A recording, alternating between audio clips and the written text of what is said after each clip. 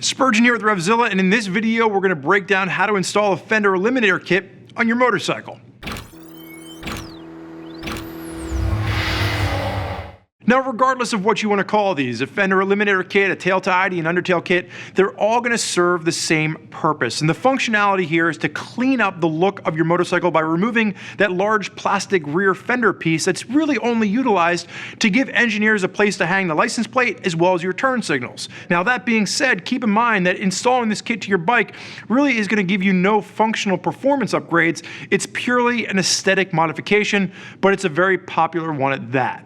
Now, as you begin to consider making this mod, some of the things you need to think about are whether or not you're going to be incorporating a no-cut kit or a cut kit. Do you have to make any physical modifications to your bike? The other thing you want to consider is your electronic modifications. If you've been thinking about changing out your brake lights or your turn signals, this would be a great time to tackle all of that in one fell swoop. That's one of the things that we are going to change out today.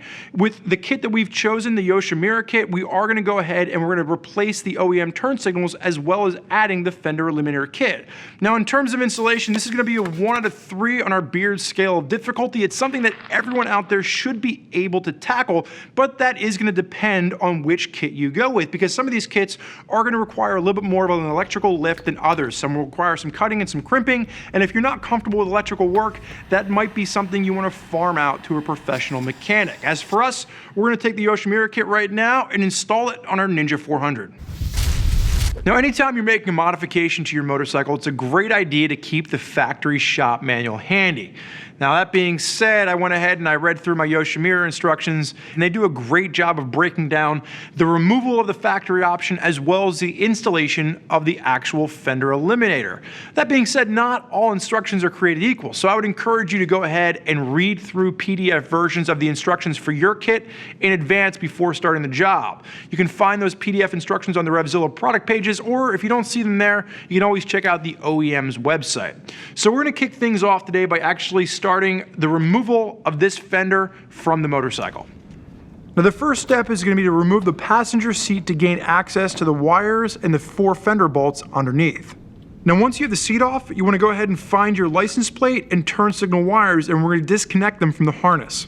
Now, the next step is going to be for you to remove the bolts that are holding your stock fender into place. And while you're taking those out, you want to be careful to actually support the fender so it doesn't fall to the ground as you're taking out the bolts. Now, once you have the bolts loose, you want to slowly work the wires out from the motorcycle as well, and then just remove the entire assembly. Those wires are going to stay with the fender. So at this point, your entire fender is removed from the motorcycle. If you're planning on reusing your turn signals, this would be the point that you want to remove those for reassembly later on. And for the Ninja 400, the only thing we're going to need to cut and splice in this is going to be the 6-inch section of wire for the actual license plate bulb.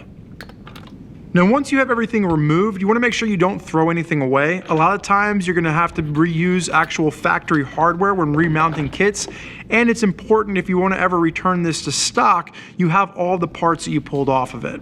Now, I'm almost ready to install my Fender Eliminator kit. Before I do so, because I am installing new turn signals, I want to test them first before installing them completely. And the reason for that is if you're adding LED turn signals the way that we are, you might end up with a situation where you're going to notice that they're just blinking way too fast. Now, the reason for this is because LEDs require less resistance than incandescent bulbs from your electrical system. So you need to accommodate for this. Now, you can do this one of 2 ways. You can either go ahead and install a resistor with each of your turn signals, or if you're installing all 4 turn signals, it might be a little bit cheaper for you to just go ahead and install a new flasher. So for us, because we're only doing 2 and our Rizomas actually include the resistors in the box, we're just going to add a resistor at each of the turn signals, and you'll notice the bulb is flashing at a much more appropriate rate. So once we have our turn signals figured out, we're pretty much set to go. We're going to move forward with the installation of the actual Fender Eliminator. So at this stage in the game, it's important to remember that everybody's motorcycle and Fender Eliminator kit are going to be different. So your instructions are not going to be exactly as what you're going to see with what we're doing with our Ninja 400. But what I like to do here is I like to pre-assemble as much of the Fender Eliminator kit on the bench as possible. And for us, that means getting the license plate light installed and wired up. Remember, this is going to be probably the most complicated part of our wiring process because we're going to have to wire this back to the original OEM harness for the license plate light.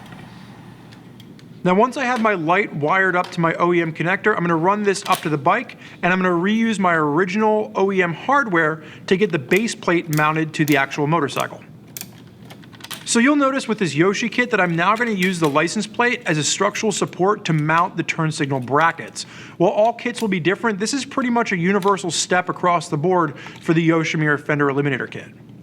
So you've probably noticed we haven't done anything to address the taillight on our Ninja 400, and we're not going to. But your kit might have you installing a new taillight assembly, so that's really going to depend on your unique motorcycle. Now the one thing we are going to swap out are going to be the turn signals. We're getting rid of the bigger, bulkier OEM units, and we're going to install these nice, sleek Rizomas because they're really going to work with the aesthetic of the Ninja 400. But the problem that we have is our kit came with brackets for mounting the OEM turn signals. Now, as you can see, these bracket holes are way too big for these nice new sleek Rizomas. So what we ended up doing was we went ahead and we got these brackets that will fit aftermarket turn signals, and they're going to work with our Yoshimura kit. So that's something that you're going to want to consider if you're planning on adding aftermarket turn signals to the kit that you're installing on your bike. So let's go ahead now and we'll get these turn signals installed. So now I'm going to go ahead, I'm going to mount my turn signals to my aftermarket brackets. Remember, because I'm using aftermarket turn signals, I need to get specific brackets that'll work with my kit.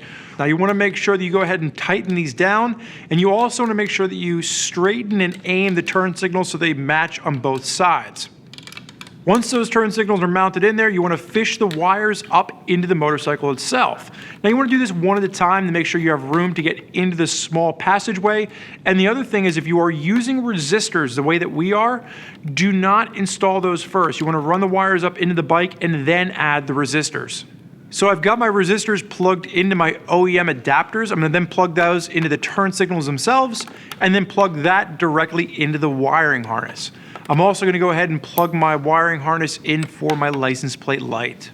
So at this point, everything's connected. All I have to do is kind of wrap these wires up and then put the seat back together, and I'm going to be set to go. Ladies and gentlemen, we have reached the end of our road. We have installed a Fender Eliminator kit on our Ninja 400, and hopefully what you've done is you followed along and you thought to yourself, well, damn, Spurge, that's easy, I can tackle that. Keep in mind that regardless of what motorcycle you're doing this on, the steps are going to be relatively the same, and as long as you follow those instructions, this should not be an intimidating job. And when you're done, you can sit back and look at your work and think, well, damn, this thing looks really sleek. It's a lot nicer than with that big piece of honking plastic hanging off the back of the motorcycle.